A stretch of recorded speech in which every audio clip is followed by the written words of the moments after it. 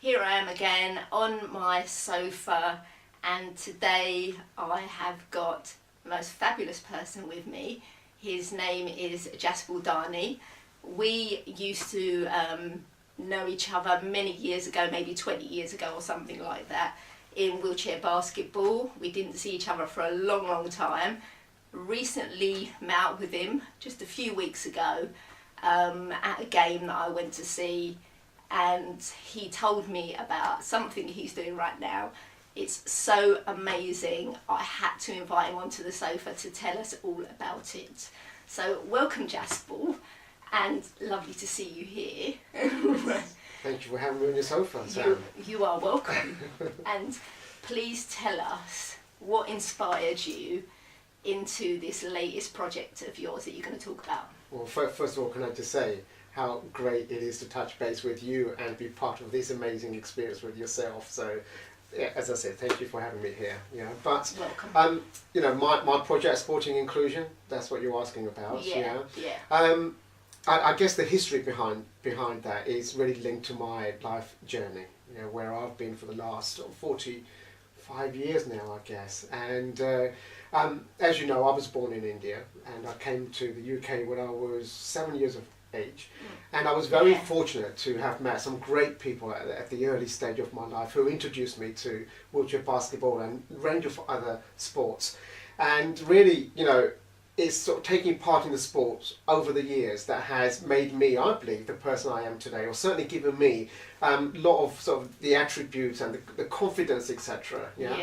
And you know, so having benefited from sports myself, I went on several years ago to set up my own club based in Kensington, and really kind of got inspiration from that to want to create something that where I feel I'm giving back to the community, you know, giving back something that I had benefited from so that it can be passed on and benefit other people as well. And the real kind of turning point within that came when I went to India some 9 years ago, after 29 years of arriving in the UK, you know, and never been back to my country. And 9 years ago, I was fortunate enough to return to Delhi through my work. And I was totally sort of taken back. I fell in love with the country, you know, with the people, with the colours, the sounds, the whole kind of, you know, the aroma of the country really. And whilst I was there, I kind of noticed two things. I noticed the extremes of poverty and wealth, and I noticed the love of people as well, and particularly, you know, people that were or that are living in poverty, their willingness to give, you know, to others unconditionally, you know, and it's something that one doesn't witness very often or encounter very often, and it was really in that moment that I thought, you know, here I am in my country, you know, amongst disabled people as well, and I felt very kind of humbled and fortunate to find myself in England, in the UK, to have all the opportunities that I've been given, to benefit from that, to grow from those opportunities. Then I thought, you know, I want to contribute back here as well, you know, so that I can touch base, not just through the odd occasional visit, but where I could really link with the people and link with the country in a much more significant way that really impacts on the lives of disabled people as well, but really something that could, you know, change society's attitudes as well, or start to change society's attitudes to a way that disabled people were viewed in society. And it was at that moment that I thought about bringing disability sport to India. And that's not to say that it's never been done before.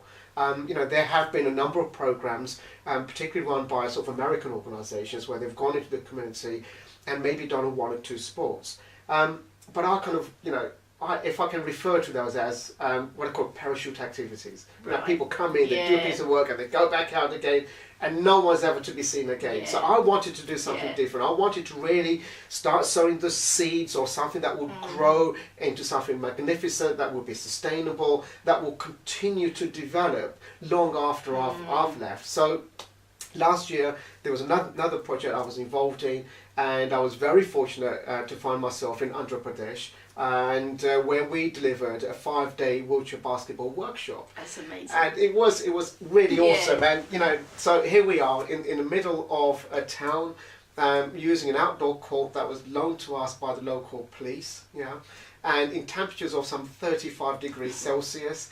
And so for 8 hours a day, for 5 days, wow. We had about 8 people in wheelchairs, some of them who've never used a wheelchair before, let alone played the sport before. And we watched them grow in the period of the 5 days that we were there. And what was quite astonishing as a basketball coach myself, their growth that happened in the 5 days. Here, I've seen people take 6 months, to grow, in sport, in terms of developing their skills and understanding of the game. And these guys were so talented, so hungry, so enthusiastic. And what was really great? It kind of gave them a status. It created something for them where they weren't just seen as disabled people, or even sort of seen in a self-pitying kind of a way, but really gave them a chance to realize or develop a skill, to be part of something that they've never done before. And as we delivered these workshops, what I also noticed was how just simple activity like wheelchair basketball started changing people's perceptions about disabled people. So not just the participants themselves, but also people that were walking by. They stopped, they observed, that they wanted to join in. And there was one particular case of a guy that was operating an ice cream van, on a cycle. He first stopped to see how many ice creams he could sell, to this group of people. And we helped him out by buying a few ice creams. But the interesting thing is that the next day he returned, and this time he came onto the court, picked up a basketball and started shooting himself. So how many other ways are there that you can get total strangers together, disabled people and non-disabled people together, sharing in something, which really kind of unites them, and that in itself starts to shift attitudes. So out of this experience, was when we gave birth to Sporting Inclusion, which is the organisation that I'm developing. So it sounds like you've got a real engagement with the local community there, in something that they'd never witnessed before. Absolutely, and there was another experience as well, where after those 5 days we flew to Chennai to run a one-day basketball workshop there as well. And it was really, I was really grateful to take 5 of the guys from Andhra Pradesh along with us to Chennai. And these 5 guys who, 5 days before, never done wheelchair basketball, some of them never sat in a wheelchair, as I said, they found themselves now coaching, these new participants in Chennai. They found themselves being, sort of the role models, ambassadors of the sport. And just for, for them to be able to do that, for many of them it was the first time that they were given something of value, to do. So they found themselves contributing to other people's lives. So they found themselves in a position where they were giving back, and not just seen as recipients, of handouts or of charity. So it was a real kind of meaningful participation for them as well. So it's like you gave them more to their identity, really. So it's like, this is who you are, this is who you can be. Absolutely, and it was real kind of creating a vision and a hope for their future as well, and even now, nearly sort of 6 months on from that project, I get messages, I get emails and Facebook messages from some of those participants, just sort of keeping in touch and saying, sir, when are you coming back to India? So when are you going to come and continue this project? So there's a real kind of sense of, as you say, community, but there's a lot of people whose minds have been opened. There's they're thinking about their future, they're thinking about how how they've changed as well. So it's a fascinating experience. So how far along are you with this project in getting it embedded into the community as a whole? We're in the pretty much at the infancy stages. As I said, this started off literally 6 months ago. And so we've got the name, Sporting Inclusion. We're going through registration to have ourselves registered as a community interest company. We're in talks with a number of organisations here in the UK and in India who are really interested in working with us.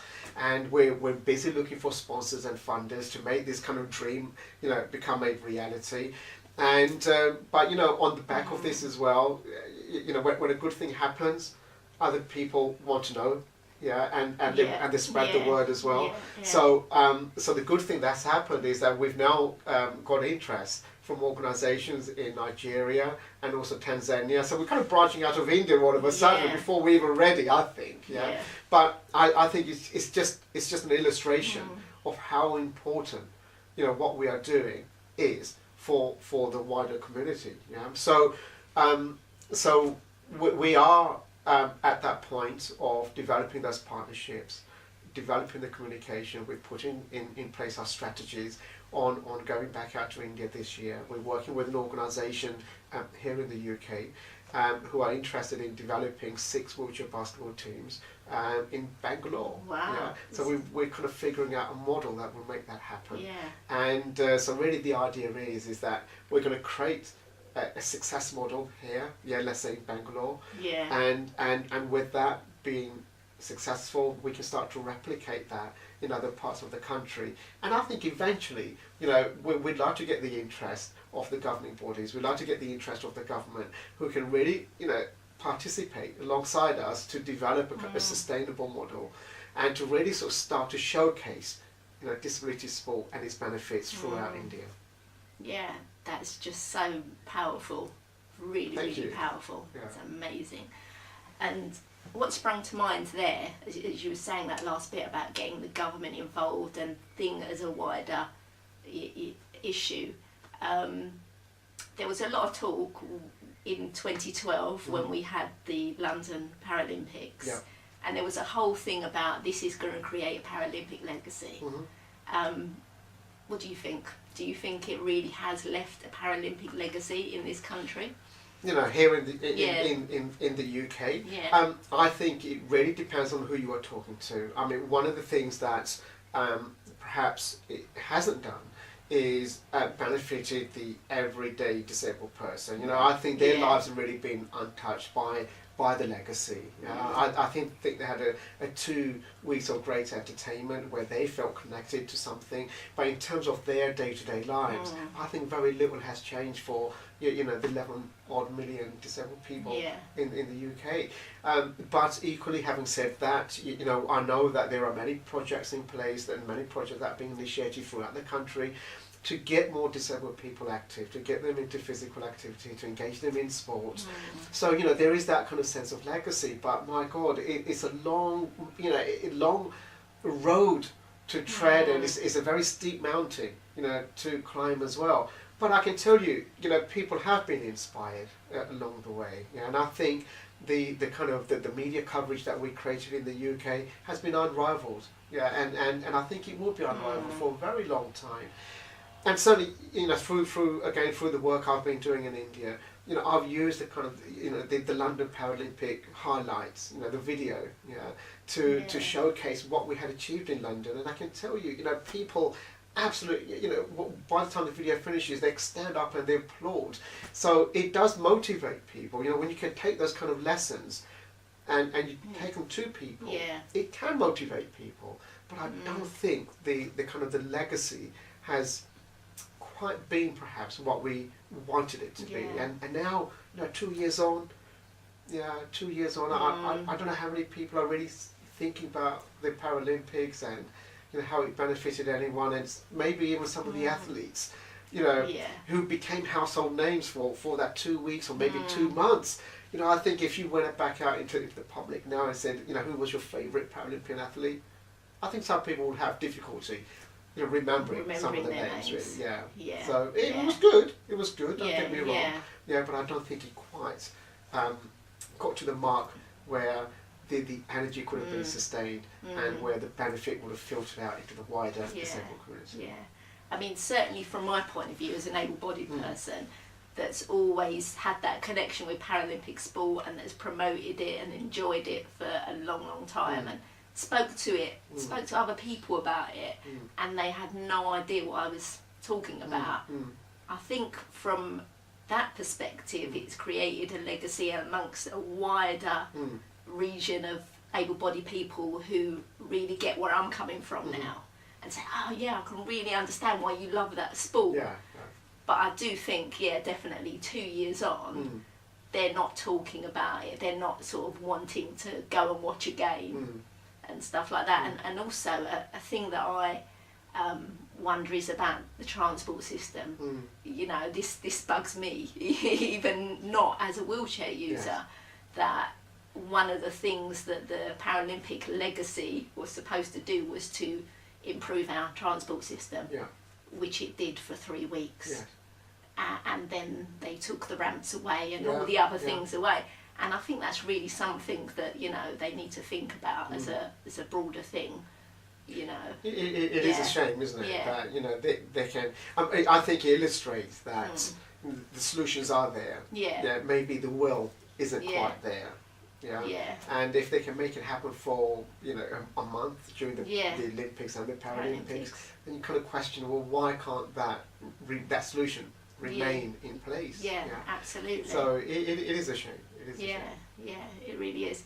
Although, you know, it has given a wider sort of view of disability to a wider broader of people. I think so. Yeah, that's a great thing about it. Absolutely. Yeah. Absolutely. Yeah. And as I said, you know, with my club in London, we still get, you know, families and young disabled people, you know, coming to the club who want to participate, who want to try out this, you know, this great sport, wheelchair basketball, and I think, you know, so as I said, I think for some people it did create that paradigm shift. But unfortunately, it didn't shift everyone's paradigm. Absolutely. Yeah. But if you can take a small piece of that into your projects and take that to India, that would be a beautiful thing. Look, you know, like the saying, mighty oak trees grow from a small seed. You know, and I really do believe in that. You know, of just trying to create something to, you know, that spark, and just, you know, sort of flaming it into a fire. You never know who is going to reach out to. You never know whose lives is going to warmth, whose lives is going to touch.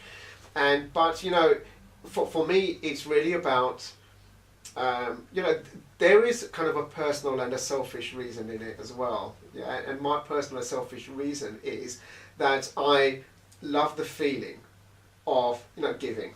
Yeah, I love to witness that hope come alive in someone's eye. Yeah, I love that sense of the energy, the possibility that becomes created, you know, and I love that. So there is kind of a self gratification in there, but I like to think it's a sense of gratification that doesn't just benefit me. You know, it's out there, and you know, what we're trying to do here as well is create leaders, and again, something that sport allows, you know, to happen, is create leaders, people that can continue to carry the flag, and, you know, and it doesn't have to be in sport.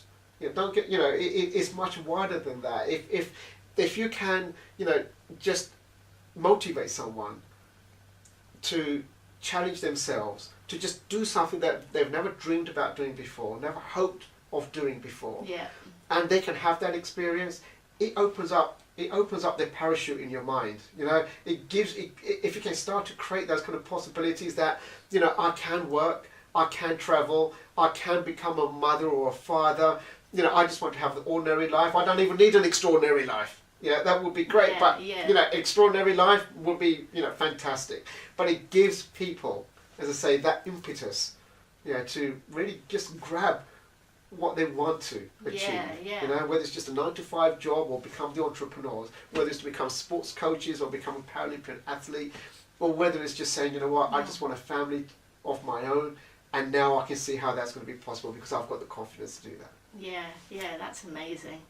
That's just wonderful stuff, and it'll all sort of lead on from that one little thing that you're doing. Absolutely. And I think also what is great is that, you know, I'm not doing this on my own. Yeah, there are some great people that I'm working with. Some great partners that I'm working with as well. And it's not really my project. It is a project that is shared by so many other people as well. So if people wanted to find out, or they wanted to find out about, you know, the organisation or how they could help you or anything like that, how would they do that? Well, very soon they'll be able to do it through our website. Yeah, it's going to be called sportinginclusion.org. We're just developing that, so it will be live hopefully very, very soon. They can reach me through you as well. Why not? Yeah. Yeah, but people, I can't. People can easily find me out on the web. All they got to do is Yeah. put my name into Google and press return and pop up, so. Yeah. That's amazing. The amazing wonders of technology. Absolutely. Can't hide. Right. Yeah, this is beautiful. Thank you so Can't much for hide. having this conversation with me. It's been an absolute My blessing. pleasure. Namaste Yes. to you too. Thank you, everyone. Another beautiful conversation with Jasper Dani, and see you again soon. Bye.